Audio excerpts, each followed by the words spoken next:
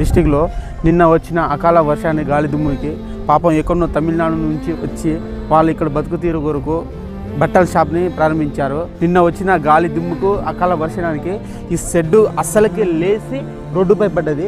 పాపం వాళ్ళు ఎంతో లక్షలు కష్టపడి పాపం పెట్టుకున్న షెడ్. ఈ లొకేషన్ ఎక్కడ కాదు, మన బస్ స్టాండ్ ఎదురుగుంటుంది ఈ లొకేషన్. చూడండి ఈ బట్టలు ఎలా ఆగమైపోయాయో, మన బస్ స్టాండ్ ఎదురుగుంటుంది ఈ లొకేషన్. అసలుకే ఈ షెడ్ లేచి డైరెక్ట్ రోడ్డుపైకి వచ్చేసింది. ఇంకా అదృష్టం ఎవరికి ఒక దెబ్బ కూడా తగలలేదు, ప్రాణహాని కూడా కాలేదు. వాళ్ళ ఓనర్లు చూస్తే ఎంత ఆర్థికంగా లాస్ అయ్యారో వాళ్ళ ఫేస్ చూస్తే అర్థమవుతుంది. ఈ షెడ్లో ఎంత లాస్ వచ్చింది, దాదాపు 8 లక్షల నుంచి 10 లక్షల వరకు లాస్ వచ్చిందని వాళ్ళు అనుకుంటున్నారు. వాళ్ళకి ప్రభుత్వం తరపున ఏదైనా సహాయం అందాలని కోరుకుంటున్నాం. కృష్ణవేణి అయితే